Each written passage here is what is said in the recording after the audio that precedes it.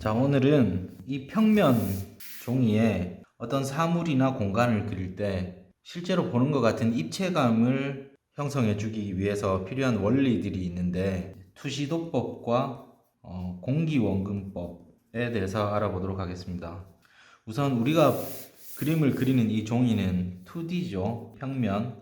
실제 사물은 이제 3D이고, 2D에서 실제로 보여지는 것만큼의 입체감을 살려주기 위해서는 형태를 그릴 때의 원리와 채색이나 표현을 할 때, 묘사를 할 때의 원리가 같이 결합이 되어 가지고 이 입체감이 형성이 되는 겁니다. 자, 그 전에 어떤 스케치를 먼저 해야 될 상황이니까, 사물을 그릴 때. 그래서 이 투시도법부터 배워보도록 하겠습니다. 투시도법은 쉽게 말해서 선원근법이라고 보면 돼요. 선원근법은 형태만 잡아도 입체적으로 보여지는 것들이죠. 단순하게 설명을 하면은 뒤로 갈수록 좁아진다, 이것만 알면 됩니다. 뒤로 갈수록 좁아지는 것이 하나의 소실점으로 좁아지면은 1.2시라고 하고, 두 개의 점으로 좁아지면은 2.2시, 세 개의 점으로 좁아지면 3.2시, 네 개의 점으로 좁아지면은 4.2시, 다섯 개의 점으로 좁아지면은 5.2시인데, 4.2시까지는 만화 애니메이션 입시에서도 많이 쓰여지는 것 같아요.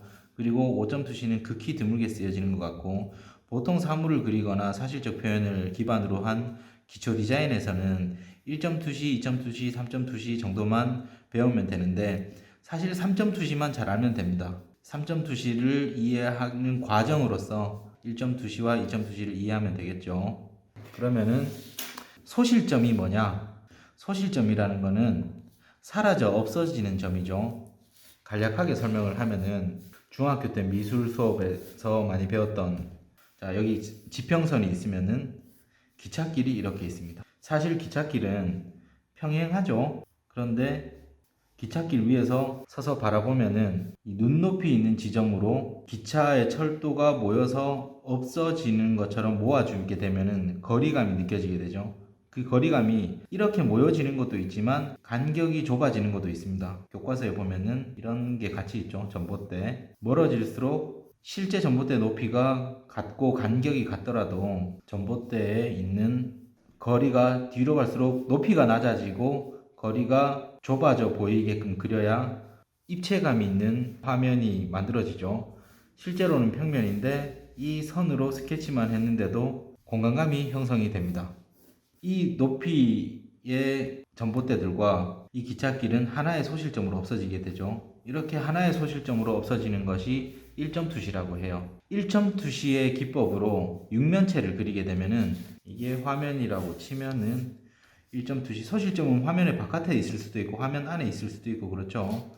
자, 여기가 없어지는 소실점이라고 예를 든다면, 이거는 가이드선이고 1.2시로 육면체를 그릴 때 하나의 지점으로 모여지기 때문에 나머지 선들은 수직과 수평으로 이루어져 있어요. 예를 들어서 수직선, 평선, 수직선, 그리고 하나의 지점으로 모여지는 투시, 그 다음에 수직선, 수평선, 이렇게 육면체를 그려주면 1.2시로 그려진 육면체가 되는 겁니다. 같은 공간에 여러 개의 육면체가 있을 수 있죠. 수직선, 수평선, 수직선, 수평선, 하나의 소실점으로 모여지고, 수직선, 다시 수직선, 평선, 수직선, 평선, 하나의 소실점으로 모여지는, 이런 식으로 육면체를 계속 그려 들어갈 수 있겠죠. 아래면 어두운 부분을 칠해 볼게요. 구분하기 편하게.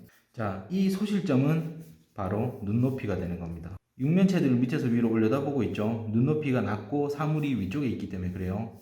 눈높이는 고정되어 있는데 사물이 아래쪽에 있을 수 있죠. 1.2시로. 자, 수직, 수평 여전히 그대로 진행이 되고 하나의 소실점으로 형성이 되고, 수평, 수직. 자, 이런 식으로 육면체가 되면은 눈높이보다 아래쪽에 물체가 있기 때문에 위에서 아래쪽으로 내려다보는 육면체이죠.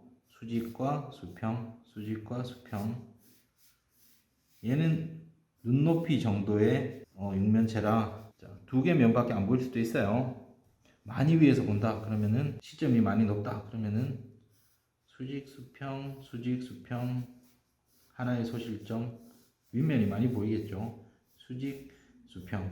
자, 이런 육면체 형태가 되겠죠. 1.2C를 활용을 해서 하나의 소실점으로 모여지면은 1.2C 도법으로 그린 육면체가 되는 겁니다. 그리고 간단하죠. 2.2C는 말 그대로 두 개의 소실점으로 모여지는 그림이 되겠습니다.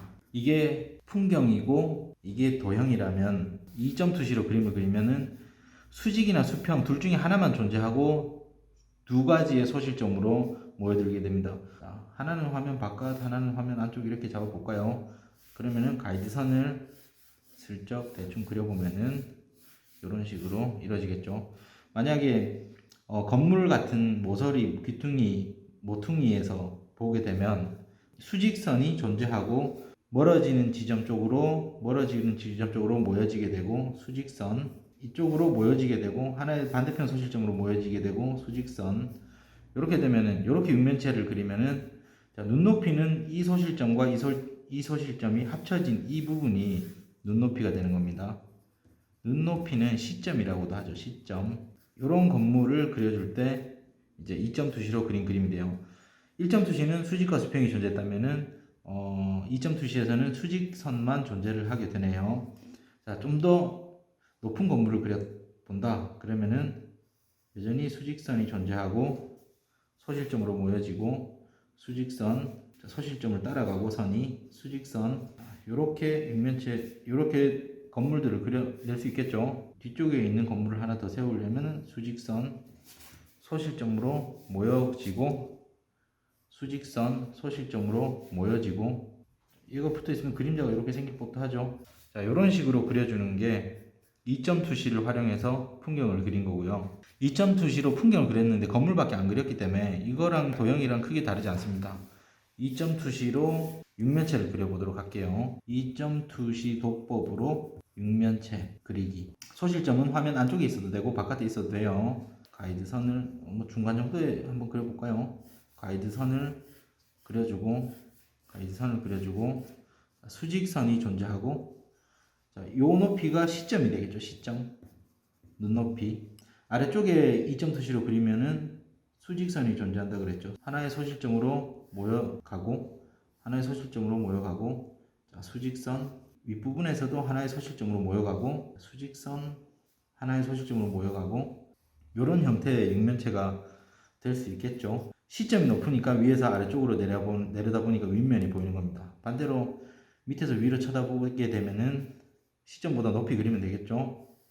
양쪽에 소실점으로 선이 두 군데가 향하고 수직선이 존재하면 되는 겁니다. 여기에서 이쪽으로 몰아지고 여기에서 이쪽으로 몰아지고 그러면은 이 육면체의 형태는 이런 식으로 되겠죠. 아랫면이니까 어두우면 자 시점하고 같은 높이에 있으면은 수직선이 있고 모여지고 왼쪽 소실점으로 모여지고 오른쪽 소실점으로 모여지고 수직선이 존재하고 그러면은 이 두 면밖에 안 보이는 육면체가 생길 수도 있죠. 시점보다 높으면은 아랫면이 보이고 시점보다 낮으면은 사물이 낮으면은 윗면이 보이고 자, 이런 식으로 2.2C로 육면체를 그려줄 수 있습니다.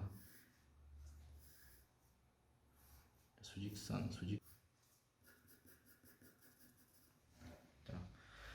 1.2C와 2.2C는 실제 사물을 대입했을 때 이미지가 왜곡되어 보입니다.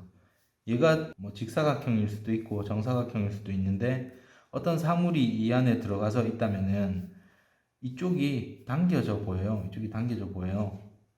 지금 소실점보다 오른쪽 편으로 육면체가 그려졌기 때문에 지금 이렇게 그려진 육면체들은 여기가 전부 다 당겨져 왜곡되어 보여집니다. 이런 부분일 수도 있겠죠. 왜곡되어 보여지고 이런 부분이 왜곡되어 보여지는구나. 자, 형태가 왜곡되어 보여진다. 얘도 마찬가지로 실제 사물을 위에서 아래쪽으로 내려다보면은 정중앙에서 오른쪽으로 멀어지면서 형태들이 모여지는데 실제로는 평행인 선들일지라도 모여지게 그림을 그려주는데 또 왼쪽으로 멀어질수록 모여지게 그림을 그려주는데 윗면이 보인다라는 거는 사물을 위에서 아래쪽으로 내려다본 거죠. 시점이 높으니까. 근데 아래쪽으로는 모여지게 그려지지 않았어요. 이것도 이미지가 왜곡되어 보입니다. 틀려 보이죠? 이것도 밑면이 보인다라는 거는 밑에서 위로 올려다 보는 건데 그러면은 이 뒤쪽으로 갈수록 모여져야 입체성이 완성이 되는데 모여지지 않고 수직선이죠. 그래서 이미지가 왜곡되어 보입니다. 자, 이런 것들은 1점 투시와 2점 투시는 어떤 식으로 1점 투시를 활용해서 풍경을 그리고 도형을 그리고 풍경을 그리고 도형을 그리는 정도에 대해서만 이해를 하면 되고, 실제로 입시에서 쓰여지는 거는 3점 투시예요. 그래서 여기 별표도 쳤죠. 3점 투시가 가장 입체성이 돋보여집니다. 그리고 4점 투시는 이런 거죠. 가령 이것도 왜곡이 심하게 일어나는 투시 도법이에요. 만약에 우리가 복도를 정면으로 바라봤다. 그러면은 사람들이 이렇게 복도에서 앞쪽으로 바라보게 되겠죠. 예를 들어서 이런 사람들이 있다. 그러면은 4점 투시란 이렇게 보여지는 겁니다. 이렇게 복도인데 사람들이 이게 천장이 되겠죠. 천장은 여기 있는데, 자, 이게 바닥이 되겠고, 이 바닥. 실제로 뒤에 뭐 창문이 이렇게 있다 치면은 창문도 이렇게 왜곡이 되어 보여지겠죠. 사람이 서 있으면은 중간에 있는 사람은 이렇게 보여줄 수 있겠지만 얘는 이쪽을 바라보게 돼요. 얘는 이쪽을 바라보게 되고, 형태도 작아지고, 얘는 이쪽을 바라보게 되고, 얘는 이쪽을 바라보게 되겠죠. 그래서 어안 렌즈라고 물고기 눈으로 보여지는 어떤 렌즈처럼 약간 뭐랄까 구체로 반사되어지는 투시가 4점 투시라고 보면 돼요. 쉽게 말하면은 이렇게 위쪽으로도 모여지고 옆쪽으로도 모여지고 아래쪽으로도 모여지고 오른쪽으로도 모여지고 이렇게 소실점이 4개인 것이 4점 투시예요. 여기서 5점 투시가 하나 더 생기면은 이 중간에 소실점이 하나 더 생겨서 표현을 하게 되는데, 만화적 표현으로는 가능하긴 하지만 이 4점 투시도 왜곡이 너무 심하게 이루어져서 실제 사물의 이미지를 찾아주기는 힘들다고 봐요. 그래서 극대화된 어떤 투시의 활용을 하는 게 아닌 이상 4점 투시는 쓸 일이 별로 없죠. 네, 디자인 입시에서는. 그러면은 3점 투시에 대해서 알아보도록 하겠습니다. 제일 중요한 3점 투시. 이것만 잘 알아도 별로 틀릴 게 없어요. 자, 3점 투시는 말 그대로 소실점이 3개인 투시 도법이 3점 투시입니다. 예를 들어서 소실점은 화면 바깥에 있어도 되고 안쪽에 있어도 되는 거예요. 자, 소실점을 이쪽에 뒀다고 가정을 했을 때 위에서 아래쪽으로 내려다 보게 되면은 이 위에 있는 두 점을 연결한 곳이 시점이 됩니다. 예를 들어서 3점 투시로 아파트를 그렸다. 그러면은 가이드선이 이렇게 있다면은 이런 식으로 이루어지겠죠. 멀어지는 지점에 세 군데로 소실점이 연결이 되면은 이게 3점 투시예요. 자, 여기서는 얘를 따라가겠죠. 여기서는 얘를 따라가겠죠. 그래서 이게 가장 입체성이 강한 투시 도법이 3점 투시가 돼요. 윗면이 보이면은 위에서 아래쪽으로 내려다 본다라는 거니까 아래쪽으로 갈수록 모여지게 그리고, 자, 이쪽 면이 보이면은 이 뒤쪽보다 가까이 있는 물체고 뒤쪽으로 갈수록 멀어지는 상황이기 때문에 이쪽에서 오른쪽으로 갈수록 하나의 점으로 모여지게 되겠죠. 이 세 면 중에서 이쪽 면이 이 뒤쪽에 있는 이거를 투명하게 하면 점선으로 그을게요. 자, 이 면이 보이진 않지만 이 면보다 위에 있고, 자, 요 면이 보이진 않지만 이 뒤쪽에 있는 면보다 앞에 있고, 그러면은 앞쪽에서 뒤로 멀어지는 지점끼리 미리 정해놓은 소실점으로 모여진다. 그러면은 3점 투시가 되는 거예요. 얘보다 얘가 가까이 있으니까 위에서 아래쪽으로 내려다 보는 것도 마찬가지가 되겠죠. 이쪽 소실점. 자, 이런 식으로 육면체들을 그려줄 수 있겠죠. 근데 학생들이 많이 틀리는 거는 3점 투시로 그렸는데 여기가 가장 내 눈과 가장 가까운 곳이죠. 시점은 위에서 아래쪽으로 이거 눈 높이라고 했는데 눈 높이는 사물보다 높다라는 거지만 실제 내 눈과 가장 가까운 지점은 이 지점이죠. 자, 여기에서 이쪽으로 갈수록 멀어지고 이쪽으로 갈수록 멀어지고 이쪽으로 갈수록 멀어지는데 학생들이 자주 틀리는 점은 이런 부분이에요. 자, 얘와 얘가 이 지점쯤에서 만나죠. 그러면은 이쪽에서 시작하는 투시도 이 지점과 소실점과 동일하게 이렇게 만나줘야 형태가 틀려 보이지 않는데 이 두 점은 만나지만 얘는 모여지는 정도가 다른 거죠. 마치 여기에서 만나게 될 것처럼 얘만 달라지게 돼요. 이렇게 육면체를 그리면은 아니면 어떤 사물을 그리면은 틀려 보여지게 됩니다. 하나의 소점으로 같은 지점에서 만나져서 없어지는 소실점을 맞춰야 되는 거죠. 3점 투시에서 어떤 사물을 위로 올려다 보게 되면은 시점은 이 위치인데 시점보다 높은 곳에 그린다고 이 소실점에 맞춰가지고 이렇게 그리는 경우가 있어요. 이렇게 그려지면 완전히 심하게 왜곡된 육면체가 되겠죠. 학생들은 소실점 3개 이쪽으로도 모였고 이쪽으로도 모였고 이쪽으로 똑같이 맞췄는데 왜 틀렸어요? 육면체 같아 보이지 않죠. 되게 꽃갈처럼 위로 갈수록 넓어지니까. 만약에 3점 투시에서는 시점이 있는데 위로 올려다 본다 그러면은 위쪽의 소실점을 세로히 잡아서 이 소실점에 맞춰서 모여지게 그려줘야 실제처럼 느껴지는 도형이 되는 겁니다. 정육면체를 그릴 거예요.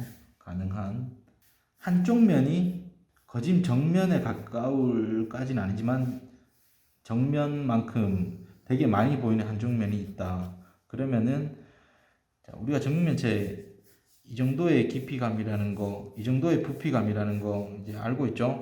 근데 세 면이 비슷하게 보여지기 때문에 이렇게 되는데 만약에 한쪽 면이 되게 많이 보여지는 부분이라면은 반대편으로 모여지는 정도가 이 거리는 되게 짧아지고 자 이런 식으로 만약 육면체를 그렸다고 생각을 해봐요. 이런 식으로 뒤로 가는 지점들이 모여지는 부분이 비슷하게 모여진다고 생각하면은 이게 정육면체라는 느낌이 잘 안 들죠. 되게 얇은 육면체라는 느낌이 듭니다. 근데 모여지는 정도가 심해지면은 요 길이가 되게 짧더라도 우리가 보여지는 이 정도의 길이를 비껴서 봤구나 라고 느껴지게끔 되는 거예요. 이 모여지는 정도는 길이감을 알려주는 겁니다. 이쪽 면이 별로 안 보이기 때문에 이쪽으로 가는 거는 지금은 수평 같아 보여서 약간 틀렸는데 한참 뒤쪽에 가서 만나는 것처럼 느껴지게 그려줘야 되겠죠. 자, 윗면이 보여지는 것도 이 면에 비해서 되게 작게 보여지는 면이죠. 그러면 투시가 덜 들어가서 아래쪽으로 모여지게 그림을 그려주긴 하지만 한참 멀리 가서 소실점이 생겨지게 그려줘야 되는 거죠. 그래서 이 모여지는 정도는 깊이감을 형성한다 라고 생각을 하면 됩니다. 자, 요런 선이 어떤 소실점에 의해서 모여지면 공간이 형성이 되죠. 공간, 깊이감. 그런데 이런 사물을 그릴 때 이 육면체를 잘 그리는 게 중요한 게 보통은 사물이 이 육면체 안에 육면체의 입체감에 맞춰서 그려지게 되기 때문에 이 육면체를 잘 그리는 게 매우 대단히 중요하다고 보면 됩니다. 투시도법은 이렇게 하나의 소실점으로 사라져 없어지는 지점 1점 투시, 두 개의 소실점으로 없어지는 2점 투시, 세 개의 소실점으로 없어지는 3점 투시. 근데 실제 사물을 우리가 그릴 때는 이 3점 투시로 그려줄 거라서 3점 투시에 대해서 잘 이해를 하는 게 좋겠습니다. 공기원근법이란 내 눈이 있죠. 눈과 어떤 사물 사이에 거리가 있으면은 공기의 층이 있습니다. 대기가 있죠. 대기, 공기의 층. 그래서 가까이에 있는 거는 잘 보이고 멀리 있는 것은 흐릿해 보이겠죠. 흐림. 이게 전부예요. 좀 더 나아가자면 이런 겁니다. 자, 형태로 접근을 하면은 가까이 있는 형태는 또렷해요. 멀리 있는 형태는 흐릿하겠죠. 색채로 보면은 가까이 있는 거는 선명하죠. 멀리 있는 거는 흐릿하죠. 그리고 대비로 보면 가까이 있는 물체가 밝고 어두운 부분이 맞닿아 있다. 밝고 어둡게 칠하고 있네. 어두운 부분이 밝은 부분이랑 맞닿아 있다. 까만색 색종이와 흰색 색종이라고 생각하면 되겠죠. 그러면은 대비가 심해 보이죠. 잘 보이는 거죠. 이것도 선명한 거예요. 잘 보이는 거. 자, 멀리 있다. 그러면은 까만색도 흐릿해져 보여지고 흰색도 약간 희뿌예 보여지고 더불어 형태도 안 선명하니까 희미해 보여지고, 이게 공기원근법입니다. 앞쪽에 있는 거는 색채도 선명하고 또렷하고 잘 보이고, 멀리 있으면은 흐릿해지고, 이런 것들이죠. 그리고 뭐 초점도 앞쪽에 있으면 잘 맞춰져 있고, 뒤에 있는 거는 초점이 덜 맞춰져 있다, 그렇게 보면 돼요. 매우 간단합니다. 자, 어떠한 작은 병이 가까이 있다고 생각을 해봐요. 그리고 좀 더 멀리 있고, 좀 더 멀리 있고, 멀리 있으면서 이거 같은 병인데, 예를 들어 포스칼라 물감통이라고 가정을 한다면은 투시가 들어갔기 때문에 작아진다고 보면 되겠죠. 선원근법에 있었던. 자, 그러면은 앞쪽에 있는 거는 이 까만색 뚜껑이 새카맣게 보여지고, 물감 담겨 있는 어떤 무슨 색인지 모르겠지만 이 뭐 레터링이 있으면은 이런 것도 되게 잘 보여지겠죠. 글씨 형태도 또렷또렷하게 보여지겠죠.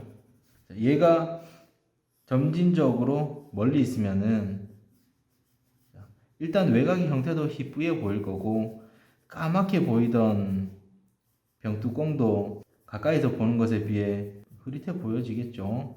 그리고 뭐 이 색깔 차이 대비가 있었는데 그런 대비도 덜 나게 될 거고, 입체성도 많이 떨어지겠죠. 뒤쪽 부분이 앞쪽에 비해서. 얘는 그런 것도 좀 떨어지겠고, 글씨 같은 경우도 되게 흐릿흐릿하게 보일 듯 말 듯 이렇게 되겠고, 주변의 형태도 안 또렷하게 희미하게 이렇게 되겠고, 이런 식으로 표현을 해줘야 멀리 있다라는 느낌이 들게 되는 겁니다. 얘랑 점진적으로 이렇게 되면 되겠죠. 이 형태로 멀어지는 부분에 대해서 크기가 작아질 수도 있죠. 모여지니까, 하나의 소실점으로 모여지니까 크기가 작아질 수도 있고. 자, 이 투시도법을 이용해서 형태를 잡았다면은 이 공기원근법, 색채원근법이라고 하는 이런 기법으로 뒤에 있는 거를 실제 눈으로 보면은 되게 선명하게 보이더라도 앞쪽에 있는 것에 비해 얼마나 많이 흐릿해지고, 뭔가 색깔 같은 경우도 대비도 덜 살고 색도 멀어지게끔 표현해 주느냐에 따라서 공간감이 얼마나 많이 형성되는지가 결정이 되게 되겠죠. 형태는 작아졌는데 멀리 있는 것도 앞에 있는 것만큼 또렷하게 분명하게 그리면은 크기가 작은 가까이 있는 물체처럼 느껴지게 됩니다. 그래서 이런 어떤 입체감 있고 공간감 있는 그림을 그려줄 때 우리가 알아야 될 것이, 스케치를 할 때 투시도법과 묘사는 표현이죠. 표현을 할 때 어떤 색채라든지 사물의 재질이라든지 뭐 아니면 양감을 내는 형성하는 방법이라든지, 그런 데서 이런 공기원근법이 함께 적용이 되어줘야 그림이 입체성 있는 그림이 만들어지는 겁니다. 그리고 색채에 대해서는 뭐 노란색이 멀어졌을 때 어떤 색으로 변화하고, 빨간색이 멀어졌을 때 어떤 색으로 변화하고, 주로 탁해진다고 보면 되거든요. 멀어질 때 탁해지는 건데, 이제 그 정도와 색 선정에 대해서는 지도하시는 선생님마다 다 다르니까 요거는 실습을 하면서 이제 감각을 익혀가면 될 것 같습니다. 자, 평면 종이에서 입체감 있게 그릴 때 투시도법과, 형태를 그릴 때 투시도법과, 그 다음에 표현을 할 때 공기원근법이 함께 이론으로 적용이 되어져야 이 평면 종이에서 공간감과 입체감이 형성이 되는 겁니다. 그런 거를 염두를 하면 되겠습니다.